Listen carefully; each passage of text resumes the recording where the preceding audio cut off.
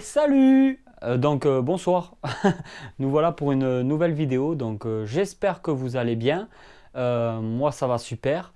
Déjà je vous dis bon appétit pour ceux qui n'ont pas encore mangé, comme il est 20 h. Et donc nous voilà pour une nouvelle vidéo, c'est parti. Alors, Python Régus, la buteur, ma femelle buteur en fait qui a toujours pas mué. En fait j'attends tout simplement la mue de ponte parce que je suis persuadé qu'elle va faire les œufs et à mon avis elle n'a pas encore fait la mue de ponte. J'avais fait une photo sur Facebook et sur cette photo je l'ai montré un peu sur le dos, tout ça, elle était grosse. Je pense qu'elle avait fait l'ovulation. Un mois après l'ovulation, c'est la mue, plus ou moins un mois après l'ovulation, c'est la mue de ponte. Et plus ou moins un mois après la ponte, c'est les œufs. Donc on m'a posé déjà pas mal de questions voilà, par rapport à la reproduction du Python Régus. Donc en fait au niveau reproduction c'est pas compliqué. Il y en a qui font la baisse de température, après la remontée de température, donc il y a plusieurs systèmes. Déjà la reproduction, moi personnellement je commence à peu près mi-octobre, même tout début novembre. C'est quand je suis pressé que je fais mi-octobre, mais début novembre en fait c'est très bien. Il faut surtout pas qu'il y ait eu le mâle et la femelle ensemble avant. Donc en fait c'est la femelle et le mâle que je mets en novembre ensemble. Généralement rien que le fait de mettre le couple ensemble, si c'est en âge de se reproduire, que le poids est bon, normalement il y a des looks quasiment immédiatement. Voilà, c'est très simple. C'est plus en fait la séparation qui fait l'accouplement et qui provoque l'accouplement que la baisse de température. Pour ceux qui veulent vraiment faire l'accouplement correctement avec les baisses de température, il y a plusieurs méthodes, il y a plusieurs écoles. Moi je m'embête pas trop avec ça, je le fais, enfin je l'ai fait l'année dernière la baisse de température, mais bon, c'est pas, comme je vous ai dit, c'est pas une obligation de baisser la température pour provoquer des accouplements. Mais c'est tout de même mieux et beaucoup plus recommandé de vraiment faire le cycle pour voir Python Régus. À ce moment-là, il faudrait faire allez, début novembre une chute des températures, ne pas avoir le couple ensemble, baisser progressivement chaque semaine un petit peu les températures doucement. Il ne faudrait pas que les températures, il me semble, excèdent 26 ou 27 degrés. Voilà, donc en dessous de 27 degrés c'est bien, 25, 20, ouais, 25 degrés il me semble. Après je suis pas un pro en fait de la reproduction, moi ça marche très bien comme ça, donc voilà. Ben oui, 25 degrés à peu près en repos hivernal pendant 2 mois. Vous pouvez très bien les mettre ensemble pendant le repos hivernal. Vous pouvez très bien ne pas les mettre ensemble. Vous pouvez très bien les nourrir ou pas les nourrir. Il y a vraiment plusieurs écoles. Je vous conseille d'acheter des livres. J'ai des livres là-dessus. Je vais vous en parler, je vais vous les montrer.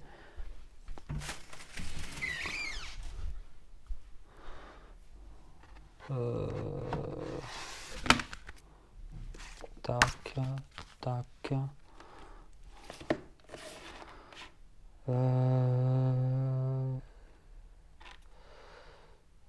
Constructeur, le Python, Python et Python. On fera des coupures.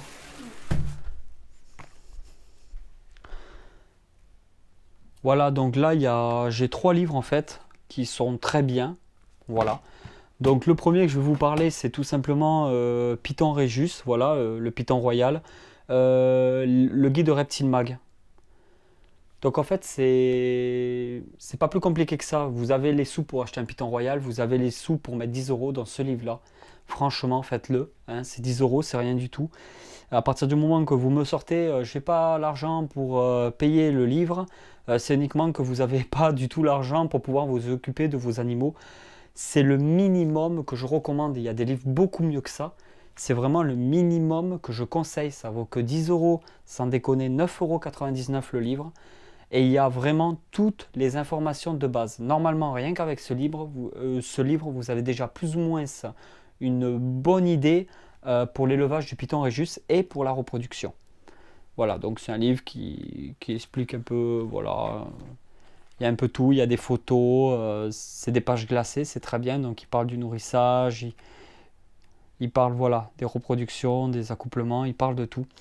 Donc c'est le minimum. Comme je vous ai dit, si vous n'avez pas les sous d'acheter ce livre, n'achetez pas le Python. Je ne vous dis pas d'acheter absolument ce livre, il y en a d'autres. Je vous dis pas même forcément d'acheter des livres, hein. Si vous avez directement les bonnes informations, vous n'avez pas besoin d'acheter des livres. Mais ne me sortez pas l'excuse, je l'achèterai pas parce que j'ai pas les sous. Et si vous avez derrière des Python Régis. Donc après, il y a ce livre-là, Boa et Python. Je sais qu'il y a peut-être une deuxième couverture différente de celle-là, avec peut-être un boa constructor, mais bon, Boa et Python. Donc en fait, c'est un livre qui explique aussi très bien la reproduction, l'élevage, le nourrissage des boa constructors et des Python Régis.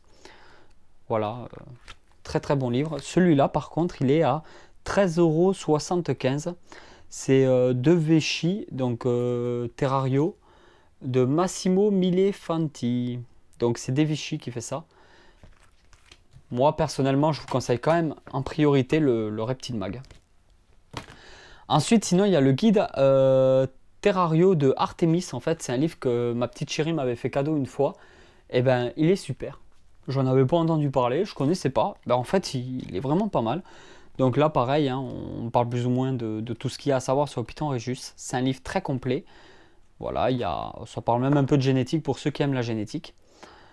Et donc ce livre, peut-être un peu plus cher que les autres, 14,90 €. Python Royal de Artemis Python Régis, le guide de Terrario. Voilà. Voilà, c'est 3 livres que moi je possède sur le Python Régis. J'en ai aussi un autre, mais il vaut 60 € et c'est uniquement sur la génétique et il n'est pas en français. Mais ces 3-là, ils sont en français, ils sont vraiment pas mal, très faciles à trouver. Très bon livre. Donc, non, j'ai rien à montrer de spécial. Après, si, peut-être ma femelle classique qui, ça y est, recommence à se nourrir, celle qui a pondu déjà les 4 œufs. Donc, elle a repris la nourriture. Donc, elle mange très bien du rat. Là, je lui donne progressivement pour qu'elle reprenne un petit poids normal. Je lui donne pas d'un coup, je lui donne des jeunes rats. Mais je lui donne une fois tous les 15 jours. Je fais d'abord progressivement. Voilà, on va pas trop la perturber. Ici, il y a Bumblebee. Donc, Bumblebee, j'ai pris l'habitude de taper ce délire-là, de l'appeler Bumblebee. Mais c'est Bumblebee. Bumblebee qui mange très bien à nouveau. Ça faisait 7 mois qu'il n'avait pas mangé. De toute façon, comme beaucoup de Python Régis mâles, il ne mange pas pendant la période de reproduction. Donc, il n'a pas mangé pendant longtemps parce qu'après, il ne reprenait plus la bouffe. On va essayer de l'amener un peu plus à la lumière, à la limite. Voilà. Donc là, on part sur un mâle qui a 4 ans. Voilà. Que je dise pas de bêtises, oui, c'est un mâle qui a 4 ans. Il y a la remontée de blanc. Hein. Il remonte vraiment très très bien. Bumblebee, c'est double combinaison dominant-codominant, donc avec du speeder qui est dominant et du pastel qui est codominant. Terrarium très svelte, très simple, rien de compliqué. Là par contre j'ai un peu plus harmonisé, je suis toujours pas encore dans la décoration, mais j'harmonise un peu plus mes terrariums. J'essaie de faire quelque chose d'un peu joli, bon il manque un peu de végétation, je vous l'accorde, mais déjà c'est pas trop mal. Donc on part sur cachette point chaud, cachette point froid.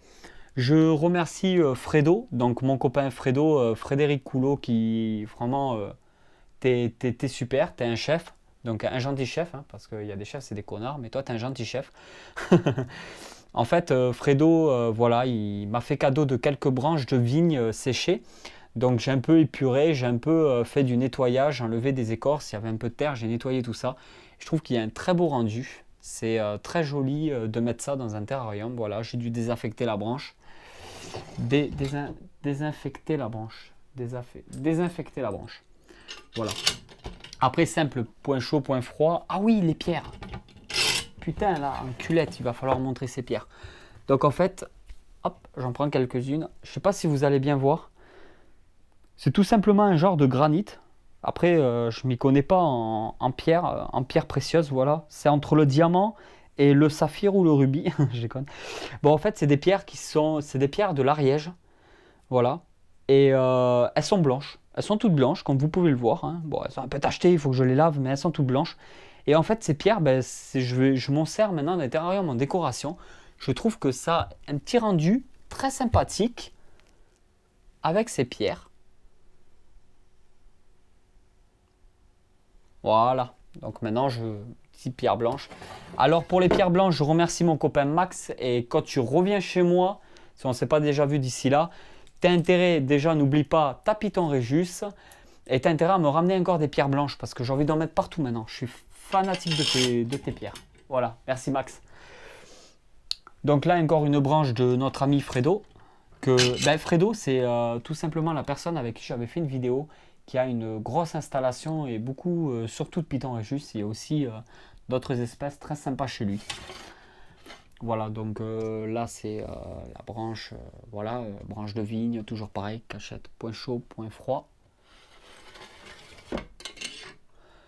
Je vais vous remontrer mon mâle albinos parce que j'ai vraiment envie de vous le remontrer parce que j'ai un magnifique mâle albinos. Alors j'ai vraiment surtout en ce moment envie de vous en parler si j'arrive à défaire le nœud. Voilà. Alors ce mâle albinos, vraiment il me tient à cœur, c'est vraiment un de mes serpents préférés. Donc voilà mon mâle albinos. Je ne sais pas si vous allez bien voir au niveau contraste de couleur. Donc il est très très très contrasté. Voilà. Alors c'est ce mâle albinos, je l'ai eu. Ouais, une petite tache. Oh, petite tache. Quand c'est blanc et jaune comme ça, on voit vite quand ils sont sales. Donc en fait, ce mâle albinos, je l'ai eu chez Caperan Reptile. Donc Caperan Reptile, c'est un professionnel, donc une personne à son compte. Je connais pas encore, je ne le connais pas vraiment bien personnellement, mais c'est quelqu'un qui a une très bonne réputation et qui est spécialisé dans. C'est un professionnel, hein, il est déclaré et tout. Il est spécialisé dans la reproduction du Python Régis. Donc il a vraiment une connaissance très approfondie au niveau de la génétique. Donc c'est Caperan Reptile qui se trouve dans le sud de la France. Donc en fin de compte, il a une page Facebook, tout ça, un site internet. Il est vraiment dans le Python. Et donc voilà un spécimen de chez lui que j'ai eu. Alors c'est un de mes plus gros mangeurs. Vraiment parfait. Il n'a pas un seul défaut. Magnifique spécimen. Donc merci à Caperan Reptile.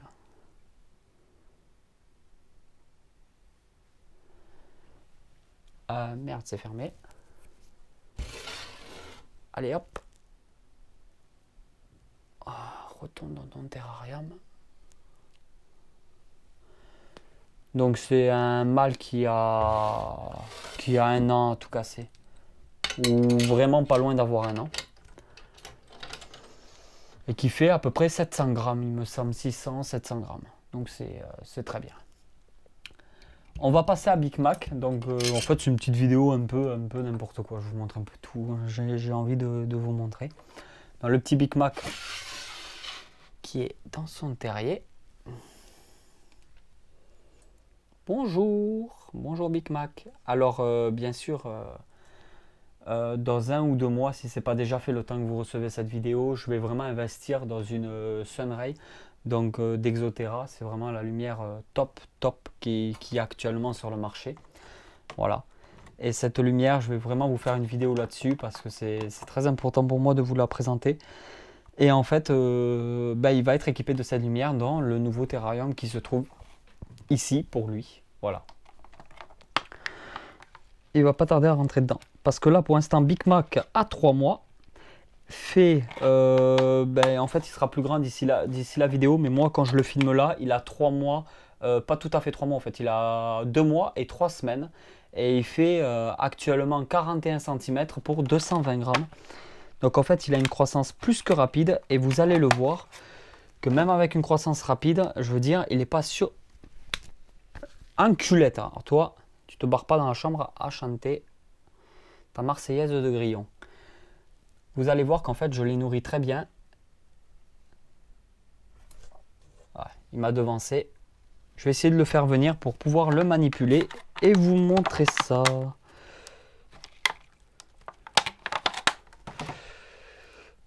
Alors, je lui donne toujours à manger à la pince. Je ne veux pas qu'il se nourrisse seul. Comme ça, il prend vraiment l'habitude que ça soit moi qui le nourris. Voilà, donc là on le voit arriver. Hein. Hop là.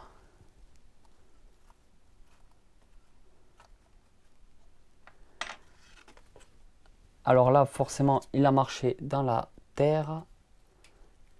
Donc il va mettre de la terre partout. Donc on voit bien qu'il n'est pas du tout gros.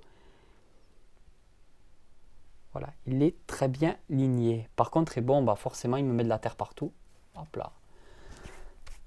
Parce qu'il vient de marcher dans l'eau. En fait, il faudrait que je mette le bac d'eau ailleurs. Parce que forcément, quand il vient manger, il se fout les pattes dans l'eau. Il me pourrit tout. Voilà, j'ai tout pourri.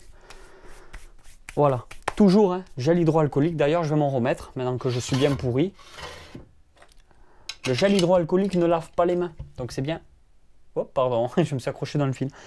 Le gel hydroalcoolique ne lave pas les mains. Donc c'est bien de se laver les mains avant et après. Mais c'est toujours bien de mettre du gel hydroalcoolique. Parce que le gel hydroalcoolique va en retirer, détruire la plupart des bactéries, des parasites, des saloperies qu'on peut trouver sur le reptile ou sur nous, pour éviter de ramener n'importe quoi à votre reptile ou pour éviter de choper nous n'importe quoi. Ce n'est pas une obligation en terrario, je l'ai déjà dit dans mes vidéos, mais c'est toujours mieux d'utiliser du gel hydroalcoolique.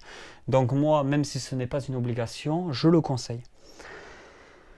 Donc voilà pour ça. Après, les terrariums, on me repose la question plusieurs fois, donc en fait on me repose souvent les mêmes questions, en plus qu'il y a déjà des vidéos qui expliquent tout ça. Je pense qu'il y en a beaucoup d'entre vous qui ne se prennent pas forcément la peine, ce n'est pas non plus un reproche, c'est tout à fait normal aussi, même moi, le premier, je ne le fais pas toujours, sur les chaînes où je suis habitué. Mais c'est vrai que la plupart du temps, bon bah c'est vrai que j'explique déjà tout dans mes vidéos et il y a beaucoup de gens qui ne se prennent pas la peine de revenir en arrière, de regarder un peu les vidéos que j'avais fait dans le passé, où j'explique déjà par rapport aux vitres, par rapport à l'installation, par rapport au tapis chauffant, par rapport au carrelage. Donc je vais en reparler un peu vite fait. Donc en fait nous sommes sur des terrariums qui sont en OSB 3, qui ont été, on va ouvrir celui-là par exemple, là où il y a des pitons. Donc en fait ce sont des terrariums en OSB 3 qui ont été vernis de plusieurs couches de vernis marine. Donc il y a du vernis sûrement alimentaire, il y a des trucs comme ça. Du moment que c'est sec, ça ne risque rien pour les serpents du moins. Après peut-être qu'il y a certaines espèces d'amphibiens ou de batraciens, peut-être des choses comme ça. Au niveau du... au niveau, si vous voulez, de ce que j'élève moi, il n'y a pas besoin d'avoir un vernis exceptionnel. Hein. Ils ne grattent pas le bois leurs dents. Il n'y a rien de toxique pour eux. Donc en fait, c'est du vernis marine que j'ai verni vraiment 3-4 couches faciles. Et en bas, là, vous avez une plaque de plexi, comme vous voyez, avec le tapis chauffant en dessous. Voilà. Les tapis chauffants, j'utilise, vous allez peut-être le voir, j'utilise des Exoterra. Et ensuite, pour vous donner une idée, on remet tout correctement. Alors, tout est carrelé. Voilà, donc les terrariums, c'est carrelé en bas. J'ai carrelé les terrariums pour plusieurs raisons. Dans un premier temps, j'ai carrelé les terrariums pour pouvoir avoir un nettoyage tip-top. Donc ça veut dire que si j'ai besoin de nettoyer le terrarium à fond, il me suffit d'enlever le substrat, de passer un coup d'éponge avec du produit qui nettoie et il n'y a pas de souci. Le deuxième point positif du carrelage comparé aux autres sols qu'on peut mettre dans un terrarium en bois ou le laisser même en bois comme ça, c'est que s'il y a de l'eau qui se renverse ou quoi que ce soit, ça limite énormément les dégâts, un peu comme le lino, sauf que le carrelage raidit le terrarium. C'est-à-dire que même si le bois bouge à la longue ou gonfle à la longue, là où il y a du carrelage, ça ne bougera jamais. Ça, c'est pas possible, ça peut plus bouger. Donc c'est vrai que en fait, j'ai pris mon temps pour faire une installation qui va durer 15 ou 20 ans ou 25 ans, et non une installation qui va durer moins de 10 ans. Donc voilà, c'est pour ça que je conseille personnellement de mettre du carrelage, pas forcément le faire, hein, je ne vous dis pas, il faut absolument mettre du carrelage dans vos terrariums. Moi, j'ai décidé de prendre mon temps et de le faire. Et puis voilà quoi. Après, c'est sûr que c'est contraignant, qu'il faut pouvoir le faire, qu'il faut prendre le temps de le faire. Et voilà, après, vous pouvez très bien mettre du lino, vous pouvez très bien ne pas du tout mettre de substrat en plus pour tout ce qui est serpent. Voilà, moi je mets du substrat, c'est juste le côté esthétique. Donc après, donc voilà. Voilà, après les Pantherophis. Donc ça, ce sont les racks où se trouvent les Pantherophis. Pas si vous allez bien voir, il fait un peu sombre. Deuxième Pantherophis qui se trouve ici.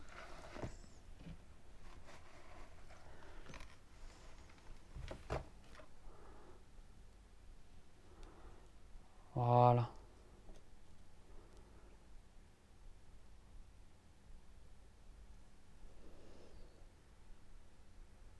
C'est déjà une Pantherophis d'un an maintenant. Peut-être un peu plus d'un an. Bon, désolé de la qualité, on est dans un endroit beaucoup plus sombre. Mon salon. Donc là, je vais vous montrer les œufs de Python Régis que j'ai eu. Donc c'est la première portée que j'ai eue. J'en attends une deuxième qui arrivera dans 2 mois, je pense à peu près, malheureusement pour moi. Peut-être 1 mois et demi à peu près. Donc ceux-là vont pas tarder à éclore. Donc là, nous sommes sur des œufs de Python Régis que je vous avais déjà montré, mais bon, je fais un petit suivi. Hop là, on enlève la vitre. Et en fait, là, les œufs, voilà, ils deviennent tout mous, ils se ramollissent. Donc en fait, quand des œufs se ramollissent, en général, c'est que... Alors il y a 2 raisons. Soit ils se ramollissent parce qu'il manque d'hygrométrie. Mais ça, c'est parce que dès le début, ça va se ramollir progressivement s'il n'y a pas assez d'humidité dans votre incubateur. Sinon, ils sont censés se ramollir vers la fin, quand c'est à peu près 1 semaine à 15 jours avant l'éclosion, ils se ramollissent. C'est plus facile pour le Python Régis de pouvoir percer avec la dent de l'œuf l'œuf. Donc là, on va pouvoir voir un peu les vaisseaux sanguins. Donc le Python, il se trouve ici. Tout a l'air très bien.